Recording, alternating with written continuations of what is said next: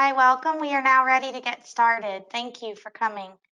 Good afternoon and welcome to Martin MPO's 2045 Long Range Transportation Cost Feasible Plan Virtual Open House. My name is Beth Zoka and I'm supporting the project with public involvement and community outreach. This is the second virtual open house presentation. The first virtual meeting took place today at 3 p.m. prior to this meeting. The presentation and information are the same for both meetings. Residents also have the opportunity to attend the meeting in person at the Blake Library, 2351 Southeast Monterey Road in Stuart. Public participation is solicited without regard to race, color, national origin, age, sex, religion, disability, or family status. There are several ways to participate today. You may use your computer audio or telephone audio. To be part of the webinar, you had to pre-register. For those of you listening on your telephone, in order to speak and participate, you will need to enter the webinar through the free GoTo app from Apple Store or Google Play Store. We would like to notify you at this time that the meeting is being recorded.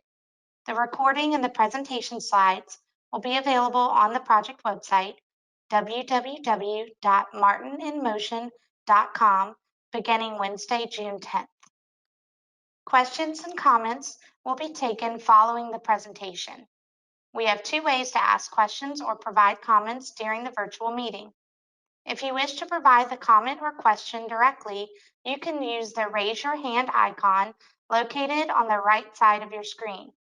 We will unmute speakers in the order we see the raised hand. If you have self-muted, please remember to unmute to speak. If you prefer to have your question or comment read during the meeting, please type the information into the question box located to the right of your screen. We will read the questions and the team will help answer them. If you are using a telephone, please do not place us on hold as we will hear your hold music. Before we begin today's agenda, we would like to ask you to answer two questions. These questions will appear on your screen. Please click for your answer. These questions help us with our project record keeping. Question number 1, how many individuals are participating in this webinar with you? Please select 1. I am attending alone, 2, 3, 4, or more.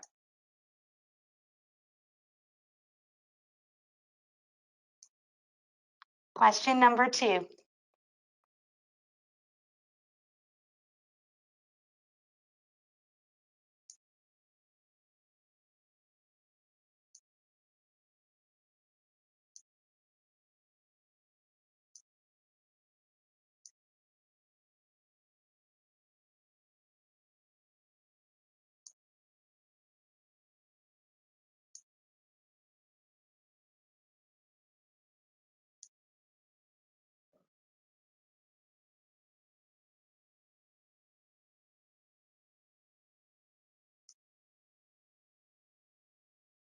We're still collecting responses, so we held the question open for a little bit longer. Thank you.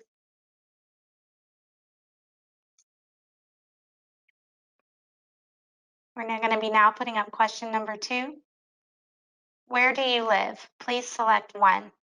Stewart, Port Solano, Palm City, Jensen Beach, Ocean Breeze, Rio, Sewell's Point, Jupiter Island, Hope Sound, Indiantown, or outside of Martin County.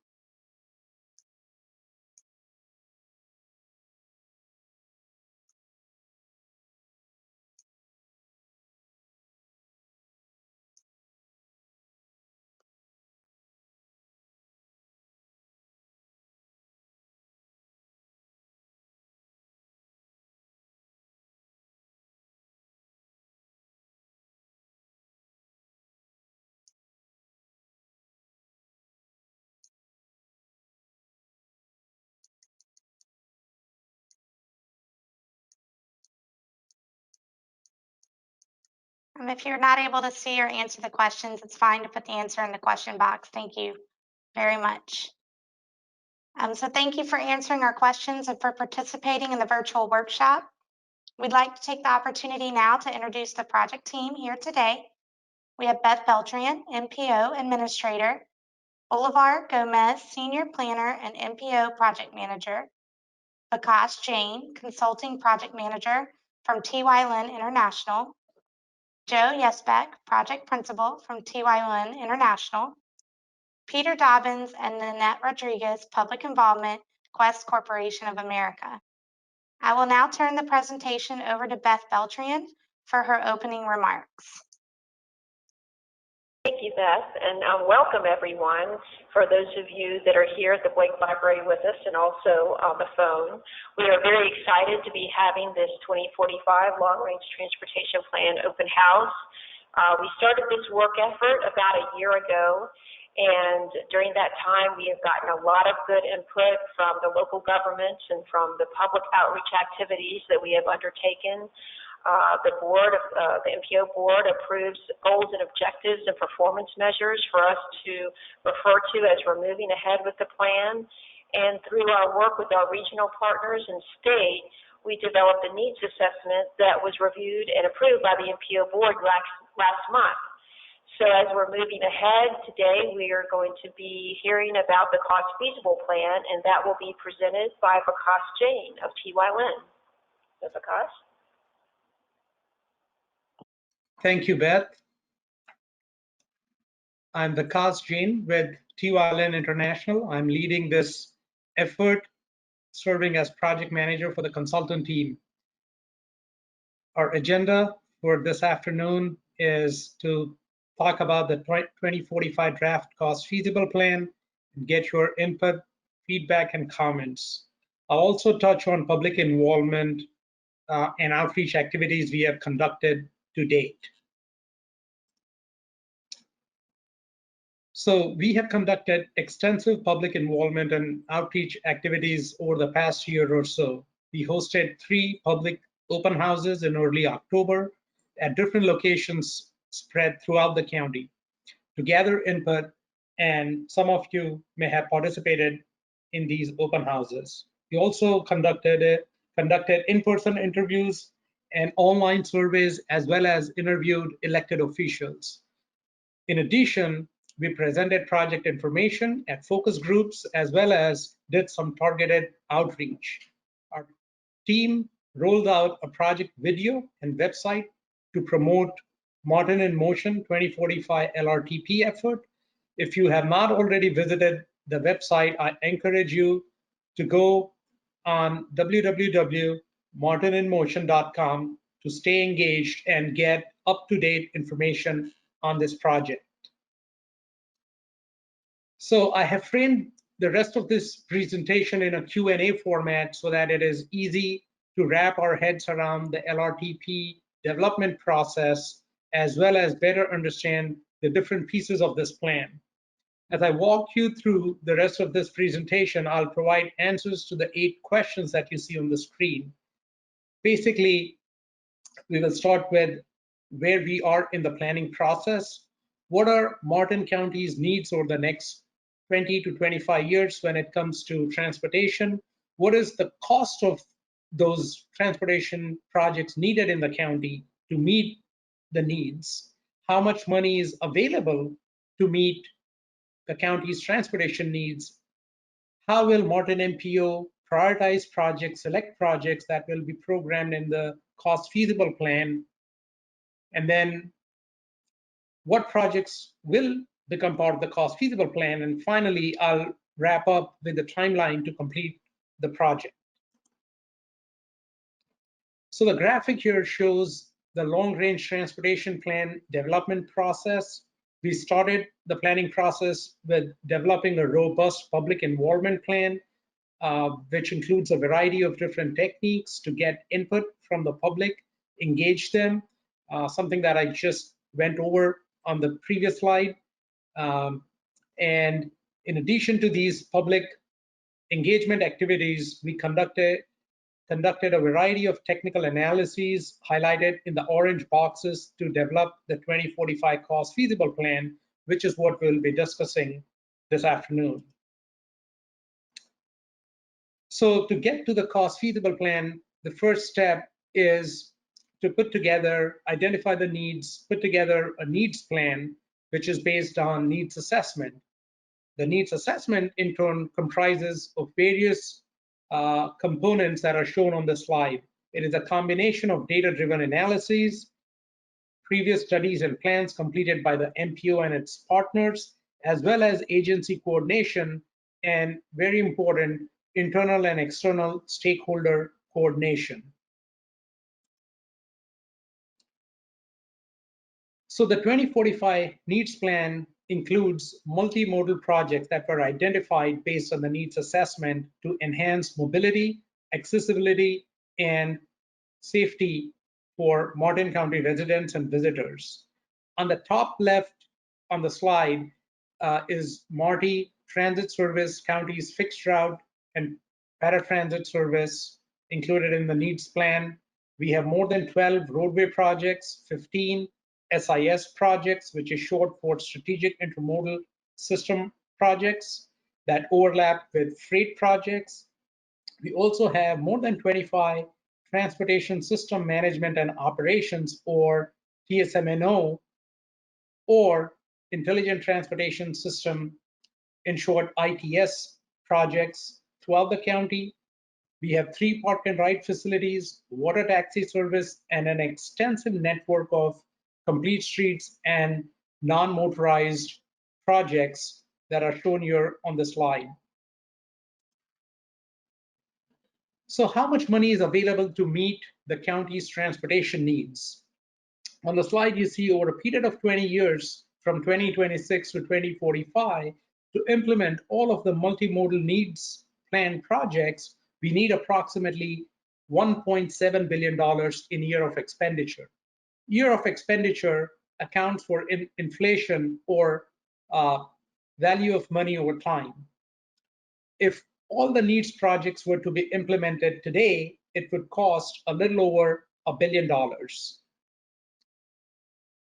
The pie chart shows a breakdown of various project costs and by different modes. How much money is available to meet the county's transportation needs? It's a key question as you start developing your 2045 cost feasible plan.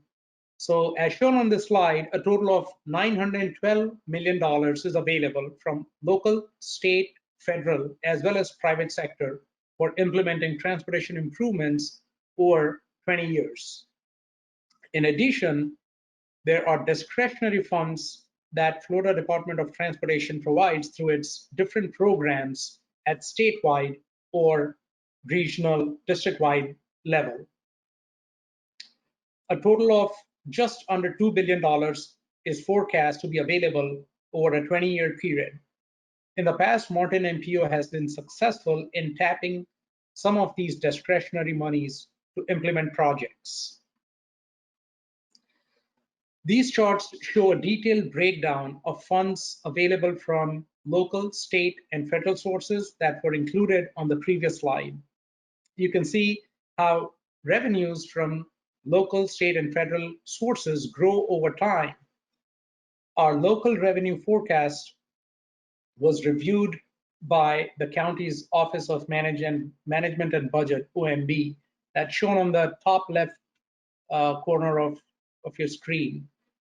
They provided input on various growth assumptions, and the numbers shown on the slide are reflective of the impact of COVID-19 situation to some extent, especially as it relates to fare box revenue and fuel taxes. We are allocating revenues for the last 3 time bands, even though right on the slide we are showing monies that are available starting 2020 all the way to 2045. Now, let me talk a little bit more about local funds. Local funds comprise county and municipal sources and have very specific requirements on how these funds can be allocated for various transportation projects. For instance, impact fee right here can be used for roadway, sidewalk, and bicycle lanes, but not necessarily for transit projects. Fuel taxes, on the other hand, are more complicated. Some of the fuel taxes can be used to support capital improvements, transit operations, while the others can be used only for roadway, sidewalk, and bicycle lanes. Federal funds shown here on the top right corner are dedicated for transit operations and capital improvements only. These funds are received by MARTI directly from the Federal Transit Administration, FTA. Similarly, state funds also have requirements and restrictions on how monies can be used for funding projects. I already touched on the discretionary funds that are shown here, for which the MPO has to compete. So in addition to the local, state, and federal funding programs requirements for allocating revenues to various projects, you can see on the slide, there's a clear mismatch or deficit between the funds that are available to implement project versus the cost of the needs projects, the needs plan projects. Again, you can see that the funds available are half of what is really needed in the county over the next 20 years. So to overcome this, we prioritize projects. The question is, how will the Martin MPO select transportation improvements for implementation and program them in the cost feasible plan? So the slide here shows roadway projects that were prioritized. We used 15 different criteria, such as travel time, reliability, safety, environment, environmental justice. We gave extra points to projects if the project was located in an area that was vulnerable to extreme weather events, sea level rise, or was in and around a community redevelopment area, CRA, or if it overlapped with a hurricane evacuation route. The table shows currently funded project in green at the very top, as well as 4 priority tiers going down tier 1 through tier 4 in a privately funded project. Funding was then allocated to these projects based on the priority tiers. Now let me explain what is a cost feasible plan before I get into specific projects included in the cost feasible plan. Cost feasible plan is a financially constrained plan. This plan includes multimodal transportation improvement projects that can be funded through the revenue stream or the funds that are available over the plan period, in this case, over a 20-year period from 2026 to 2045. At this time, I'll walk you through mode-specific projects included in the cost feasible plan. And just before I do that, I'll give you a perspective, the total cost of projects included in the cost feasible plan. As shown on the slide, approximately $840 million worth of projects are included in this plan. The pie chart on the right shows a breakdown of funding allocated for different modes or project categories. Approximately 67% or 2/3 of the funds are allocated for roadway improvements, while 33% or 1/3 of the funds are allocated for non-auto modes such as TSMNO, Transportation System Management and Operations, Park and Ride, Complete Streets, non-motorized projects, as well as transit. So that said, I'll get into the project mode-specific projects that are included in the plan. First off is transit projects. The map shows MARTI's existing fixed route service. We were able to fund the existing MARTI transit and paratransit service at existing levels for a total of $81 million over a 20-year period. In addition, we have funds to ensure that new buses, rolling stock can be deployed to maintain a state of good repair, as well as some bus stop improvements and a new park and ride facility. We also included Virgin USA Brightline Station, which is a private sector funded project. The unfunded transit needs includes MARTI's service expansion. Again, We are talking about new routes, Saturday service, uh, expanded span of service, mobility on demand service. We are not able to fund these projects due to lack of local funding available for supporting transit operations. Similarly, the unfunded capital improvements include new buses required to support the expanded service that I just mentioned, as well as a new operations and maintenance facility and an intermodal hub. In addition to MARTI service, the downtown Stewart tram is also part of the unfunded needs. In the past, this service has been supported through local funding and Florida Department of Transportation, FDOT's Service Development Program that provides funding for demonstration projects for up to 3 years. It is likely that this funding may be available in the future, but we wanted to be conservative at this time, and so we pushed this down to the unfunded needs section. Cost feasible roadway projects are shown on this map. The cost of these projects is approximately $374 million over 20 years. Projects include 3 project development and environment PD&E studies, as well as the project that's currently funded in construction, Martin Highway, 2 safety projects on Federal Highway and at Joanne Jefferson Way, as well as Martin Highway realignment, and a number of roadway widening projects. The top 5 shown on this slide are 2-lane to 4-lane widening, while Federal Highway and Martin Downs is 4 to 6-lane roadway widening project. As I mentioned, we have a privately funded project, Village Parkway Extension, which is a new facility, as well as a new 2-lane road, Willoughby Boulevard. The strategic intermodal system projects included in the cost feasible plan for a total of approximately $188 million are programmed by Florida Department of Transportation. These projects include PD&E studies, highway capacity improvements on 710 and I-95, as well as the safety project at Monterey and FEC Mainline. Also listed on this slide are unfunded projects, 2 fixed guideway projects on Federal Highway and 710, a transit hub in Indiantown, and some highway capacity improvements on Turnpike, I-95, and 710. In the other projects category, we were able to fund 3 park and ride facilities at a cost of $6 million approximately, as well as partially privately funded non-motorized grade separation project, pedestrian bridge in downtown Stewart. There's another private sector funded project, which is double tracking FEC rail bridge over St. Lucie River. That's part of this plan. We were not able to fund the non-motorized grade separation grade crossing project in Golden Gate.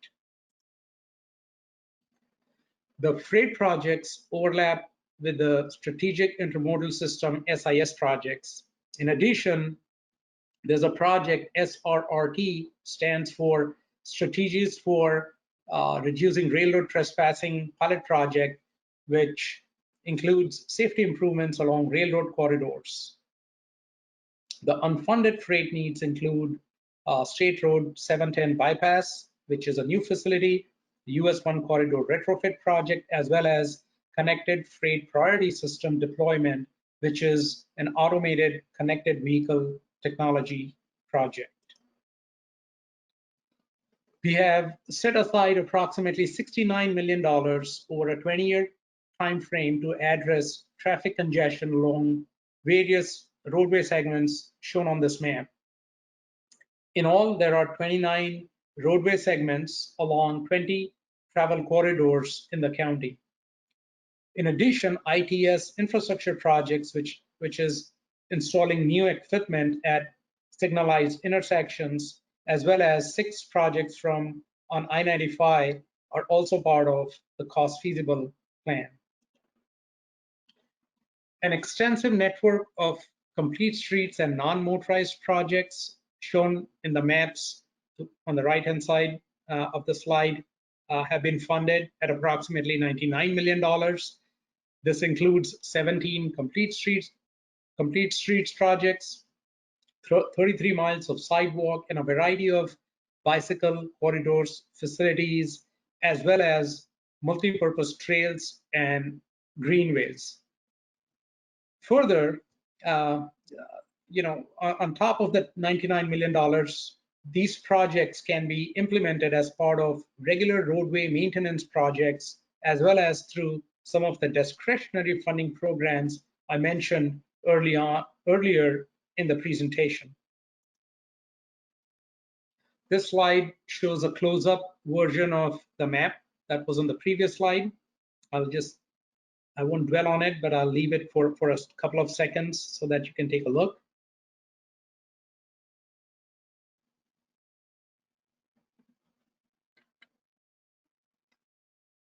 So water-based transportation.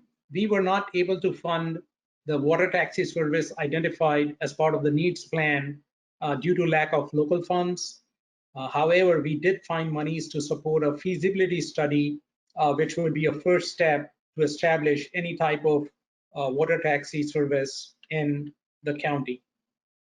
Also included in the cost feasible plan is aviation projects at approximately $4 million.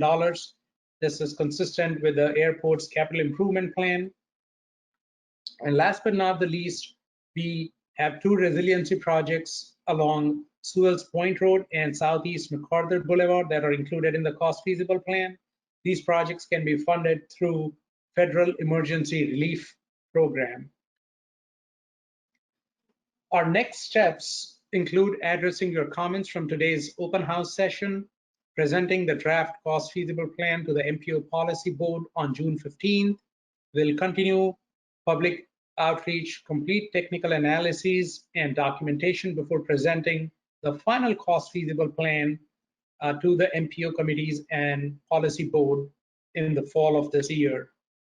From a project schedule standpoint, we are anticipating the MPO policy board to adopt the final 2045 cost feasible plan, long range transportation plan in September of this year. With that, I would like to thank you for your attention. I will now turn it over to Beth Zoka as we open up for public comments and Q&A session. Thank you. And yes, I see we already have some. Just a reminder, if you have a question that you would like us to read, you can type it into the question box. And again, we already have one, so I'll read that shortly. And then if you'd like to ask your own question, simply use the raise your hand feature. We also have someone ready to speak. So we will answer your questions in the order that they are given. The first one we had was in the question box.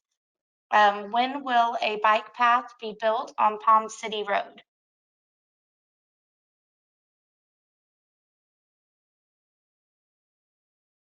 Vikas, would you like to answer that one for us? So on Palm City Road, I have to open up and look at the detailed project line item specific improvement. What segment of Palm City Road are we talking about? I will see if I can unmute her if she would like to elaborate. So Diana, I will now unmute you. All set. Yeah, the area from US 1 to Monterey Road. Can you hear me? Yes, from US 1 to Monterey Road. Thank you. Thank you.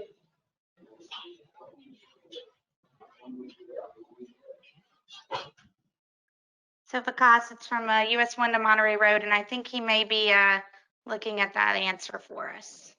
Yeah, I'm looking at that specific project, if it's the number and the timeline for that. In the meantime, Beth, go ahead.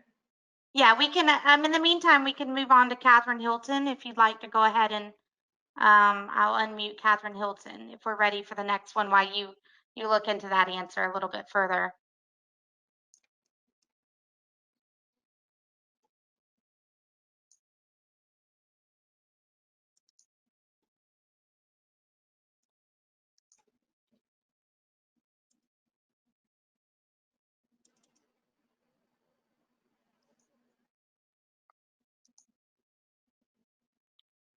I believe, Catherine, you may be muted on your end. If you want to unmute yourself, and I will try to unmute you as well.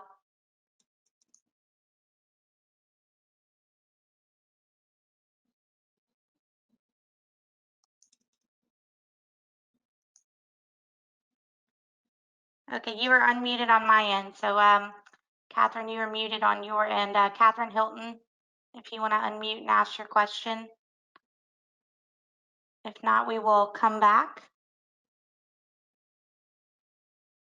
And if you're having a problem unmuting, you can also type your question into the box, and we'll be happy to read it and answer it for you.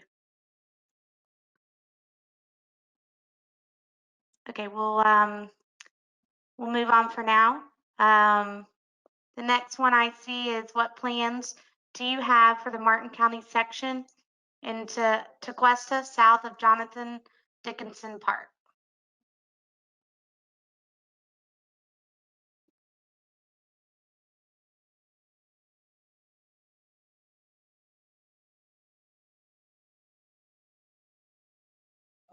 Beth, you'll have to repeat that.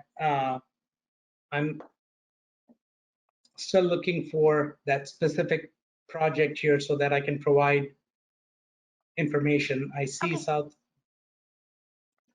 Yeah, I will repeat the question. And we did have a hand raised from Catherine Hilton, but she is self-muted, so it's not coming through. So we will go back and give her the opportunity to ask a question again. But this one, this is the next question. What plans do you have for the Martin County section in Tequesta, south of Jonathan Dickinson Park?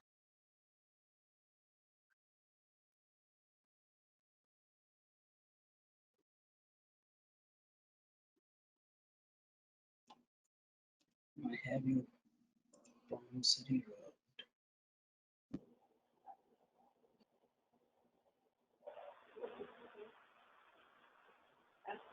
Road. Beth, Bolivar are you familiar with that specific project? I do see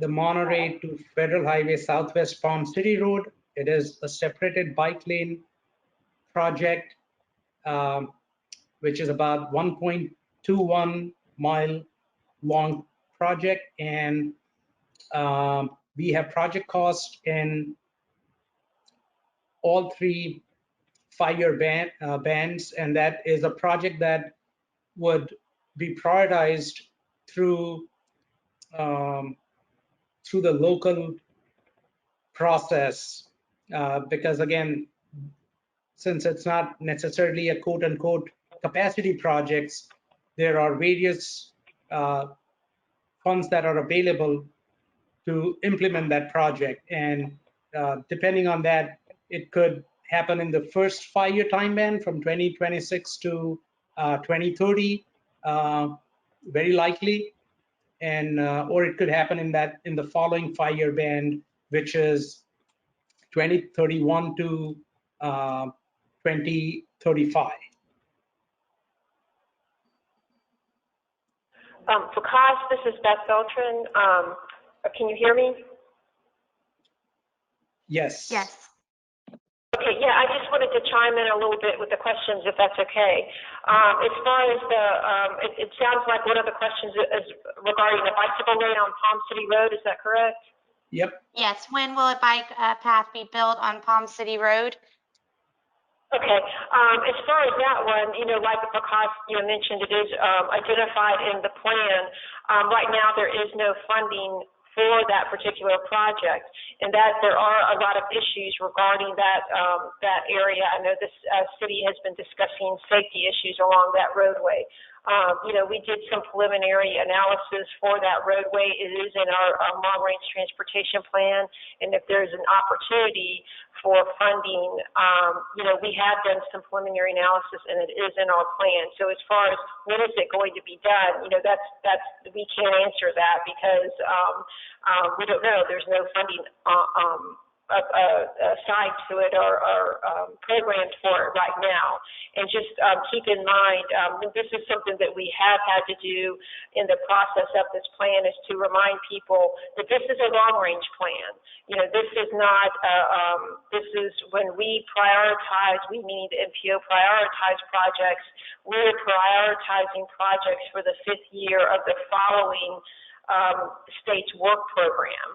So, if that project were to be prioritized through the MPO process, then it would be prioritized for funding in the 5th year of the following work program. However, since it is in our long-range plan, if there's a opportunity for the city or county to receive funding for that particular corridor, we do have it in our plan, so it would be eligible for certain types of funding that it might not otherwise be eligible for if it were not in our plan. So hopefully that helps to clarify. I mean, it doesn't, really address the question of when will it happen, because we don't know, but at least this plan will help strategically place it in a way that it is eligible for funding that it may not otherwise be eligible for. Does that help? Hopefully.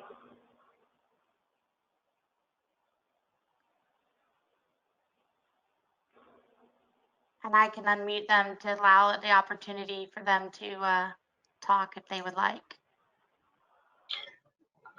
That's somewhat of a help. I ride my bicycle every day, and I see a lot of people on that road riding bicycles. It's just a narrow road, and there's only one sidewalk, which is used extensively by dog walkers, pedestrians, joggers, etc. So I don't really want to ride on the sidewalk. So riding on the road is just somewhat dangerous. Absolutely, absolutely. And that conversation, I have been to meetings where that conversation has come up as a result of that. The MPO did do a complete street study that included bicycle lanes on Palm City Road, and did some preliminary analysis to see that corridor and how it can accommodate a bicycle. So it's certainly on the radar of both the city commissioners as well as the county commissioners. To answer the question of when it's going to be funded, I don't know, but the good thing is that we are doing, from a planning agency standpoint, we are doing analysis. It is on the board members' radar, and they're certainly aware of the concerns and the safety issues along that road. Okay, thank you. Thank you. We do have another question as well. Yeah, the other question, did it concern, I don't recall there being improvement to the area of Tequesta, and so I thought that's what it concerned, but I wasn't clear on what the specific question was. So that question is, what plans do you have for the Martin County section in Tequesta, south of Jonathan Dickinson Park? I can try and unmute the resident if you're looking for more information. I will do that now in case she'd like to add to her question. Hi, my name is Denise. We live in Martin County, Tequesta, south of Jonathan Dickinson State Park. There seems to be a lot more growth happening in our little section there. And I just feel that sometimes we're the forgotten stepchild of Martin County because we're south of the park. So I just want to make sure that we're included in any plans that Martin County has for future transportation. To answer your question, absolutely, yes. In fact, there is someone that lives in Tequesta that's actually on the MPO's Citizens Advisory Committee.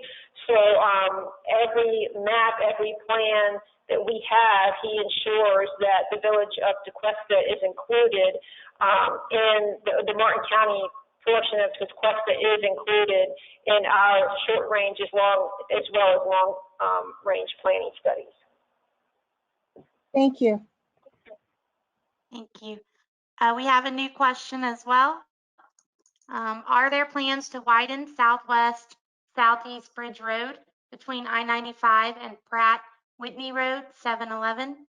There is no shoulder at all, and it is very scary when a school bus or truck comes from the opposite direction and doesn't fit in their lane. There is nowhere to go without a shoulder. Where did you say on Bridge Road? I-95 and Pratt Whitney Road. Included. I do see a project, but it's not that segment, Beth.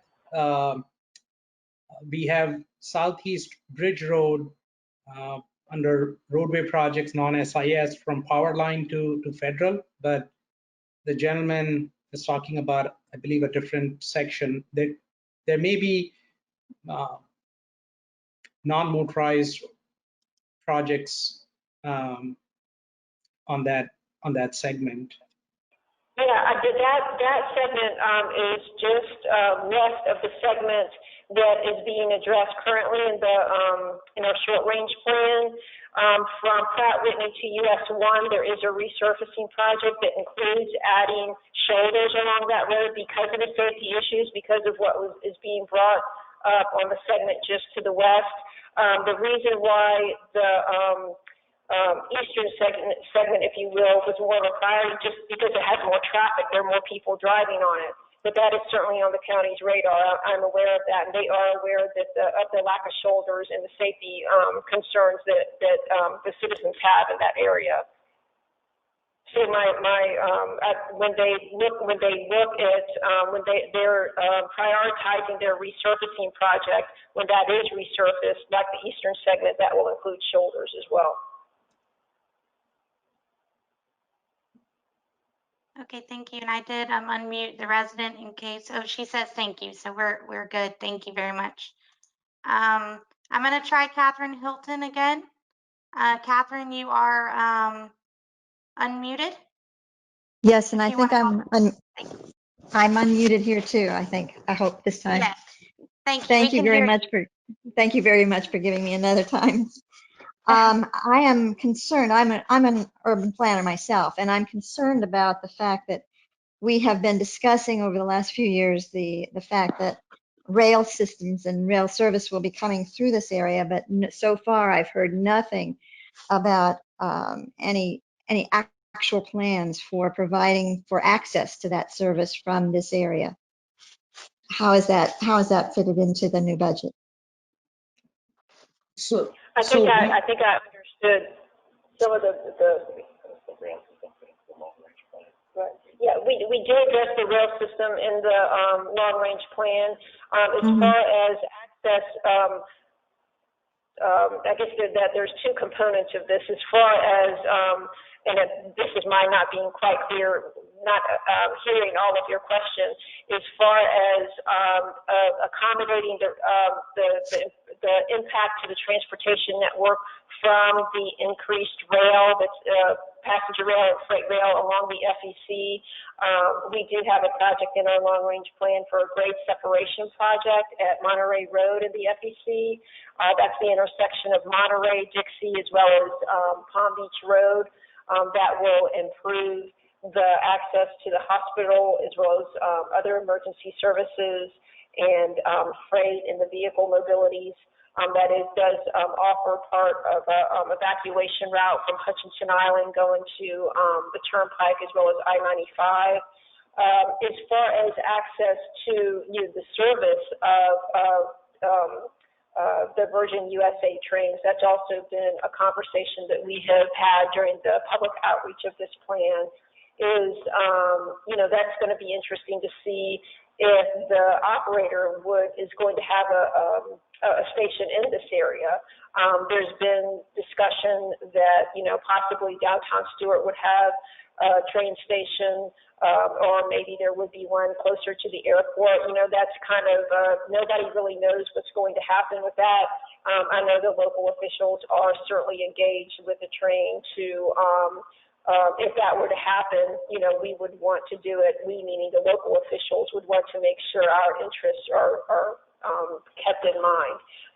Back to the grade separation project that I mentioned, the MPO did a study a few years ago. As a result of that study, the state did put money for project development and environmental analysis for that area. Part of that process will be to look at alternative parallel crossings of the FEC, and that has a big public involvement component. So when we get to that point, the MPO will certainly work with the state to have public workshops and help them get as much public input as we can, because when we did our study a few years ago, we had a great stakeholder group. I mean, we had representatives from the city, from emergency services, fire rescue, sheriff, the airport, the CRAs, from the county, as well as the city, and we got a lot of good input and really got a clear idea of what is needed in this area. So that will certainly come into play when the state is moving ahead in a couple of years doing their PD&E study on that area. So hopefully with that, I've kind of addressed, you know, not only the, you know, impact to the transportation network, if you will, through some of the projects that we had, but also if the train were to stop in this area, that is indeed a possibility that would need to be addressed. Thank you. That's true. Addressed, but also means to fund will need to be addressed, and input from the public on that. And are you considering having further meetings with regard to that during this time frame? Well, right now, I think what you're asking about is the public input on the study that is going to be done for the rail. That's something that the state is going to be overseeing, and we're going to be working with them when moving ahead with their study. Excellent. Thank you. That's very helpful to know how everything fits together. Thank you. You're welcome. Thank you very much. Does anybody else have a question? I do not see another hand raised. I do not see another question in the box, but if anyone has a question, we're happy to answer.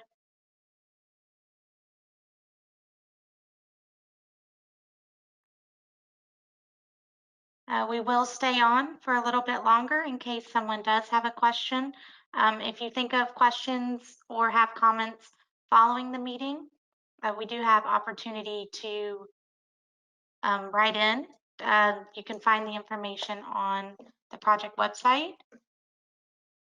We have the information on the screen right now. A reminder, the recording and video will be available on the project website starting tomorrow. Comments can also be sent to long-range-public comment@martin.florida.us or mailed to 3481 Southeast Willoughby Boulevard, Suite 101. Responses will be come to the comments. Again, our project website, www.martininmotion.com. And the team will hang on for a bit in case there are any extra questions. We really appreciate your attendance today.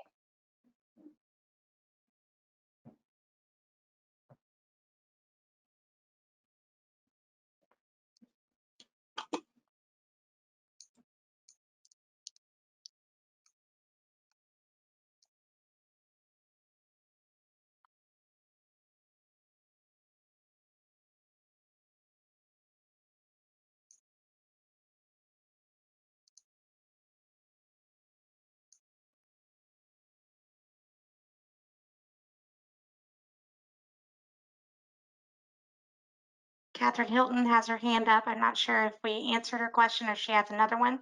So just in case, I will unmute you. I'm not sure if that's your hand from before. You should be unmuted. So if you have a question, you're welcome to unmute. No, thanks. I think I'm unmuted now. Thank you. That you did answer my questions. Thank you very much. Okay, thank you. I just wanted to be sure. Thank you so much. Okay, thank you.